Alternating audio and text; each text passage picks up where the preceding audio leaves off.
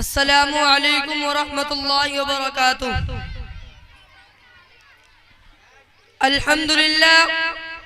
अल्हम्दुलिल्लाह वस्सलातु वस्सलामु अला मन ला नबिय्य बअदा।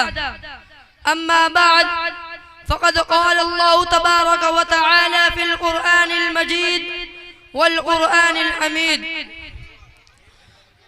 हामीम वल किताबिल मुबीन। इन्ना अंज़लनाहु फ़ी लैलतिन मुबारकतिन इन्ना कुन्ना मुंदिरीन फ़ीहा युफ़रक़ु कुल्लु अम्रिन हकीम अम्रन मिन इंदिना इन्ना कुन्ना मुरसिलीन। मुहतरम बुजुर्गों और मेरे दीनी भाइयों, अस्सलामु अलैकुम व रहमतुल्लाहि व बरकातुहू।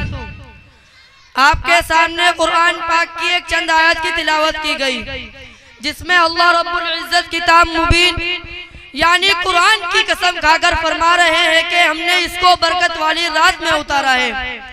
इस रात में अम्र महकम के फैसले किए जाते हैं। हमने आपको रसूल बनाकर भेजा।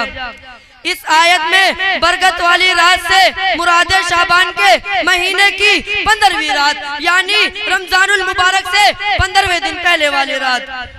इस रात की बड़ी फजीलत और बरकत बयान की गई। दोस्तों, ये मुकद्दस रात उस मुबारक महीने की रात है जिसके बारे में शहंशाह बतआ ताजदार मदीना अहमद मुजतबा मोहम्मद मुस्तफा सल्लल्लाहु अलैहि वसल्लम ने इरशाद फरमाया, शाबानु शहरी व रमज़ानु शहरुल्लाह, के शाबान मेरा महीना है और रमजान अल्लाह का महीना है। एक हदीस में फरमाया कि शाबान मेरा महीना है और रमजान मेरी उम्मत का महीना है।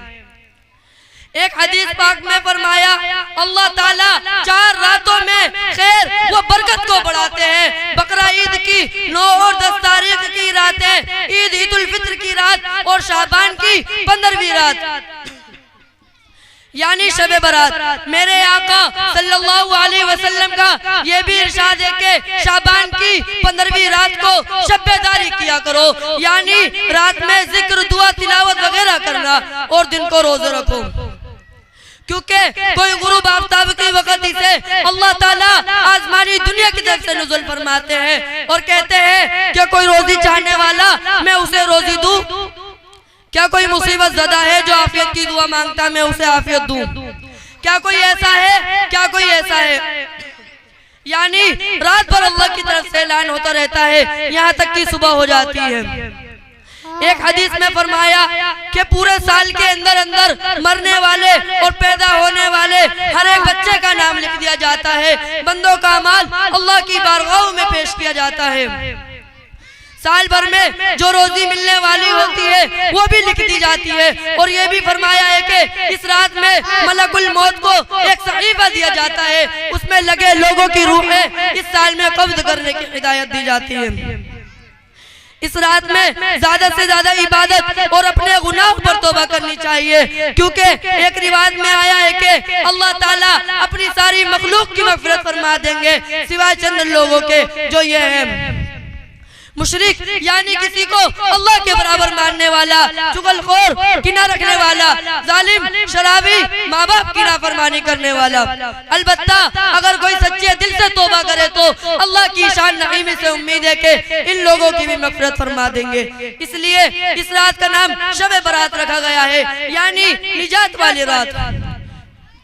मगर आज मुसलमान क्या करता है?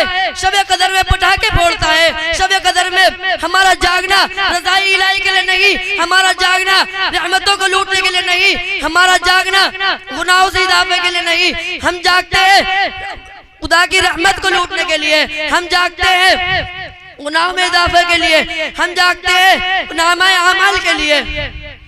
क्या मैं मुसलमानों तुमसे पूछना चाहता हूँ, सहाबा और रसूलुल्लाह सल्लल्लाहु अलैहि वसल्लम का यही अमल था? क्या सहाबा और रसूलों ने पटाखे फोड़े? क्या सहाबा और रसूलुल्लाह सल्लल्लाहु अलैहि वसल्लम ने मस्जिदों को सजाया? क्या सल्लल्लाहु अलैहि वसल्लम और रसूलों ने कब्रिस्तान को चिराग किया? मैं यही पूछना चाहता हूँ, नहीं, हरगिज नहीं, यही सब अमल नहीं था। पर आज सब मुसलमान यही अमल करने में लगा हुआ है। जहाँ देखो वही पटाखे फोड़े जा रहे हैं, घरों में हलवा पकाया जा रहा है। क्या है ये? जैसे रसूलुल्लाह सल्लल्लाहु अलैहि वसल्लम ने शब कदर को कहा है करने के लिए, वैसे करो ना। अल्लाह का इतना बड़ा एहसान है कि उसने इतनी बरकत वाली रात हमको अता फरमाई, लेकिन दो सारी नेमतों के साथ रो रो कर अल्लाह ताला से अपने गुनाहों पर तौबा करनी चाहिए। वहाँ हम और हमारे बच्चे गुलो शोर आतिशबाजी करने में लग जाते हैं, एक से बढ़कर एक आतिशबाजी करते हैं और सैकड़ों रुपया उनकी आन में बर्बाद कर देते हैं। गोले बारूद की बदबू से फजा गंदी हो जाती है। इस रात में कोई अल्लाह का बंदा इबादत भी करना चाहे तो उसको खलल होता है और अपनी इबादत का नुकसान होता ही है। अल्लाह हमारी गलती और कुताहियों को माफ अता फरमाए, शब कदर की रहमत और बरकतों में से हमको हिस्सा अता फरमाए। आमीन व आखिर दावाना अल्हम्दुलिल्लाह।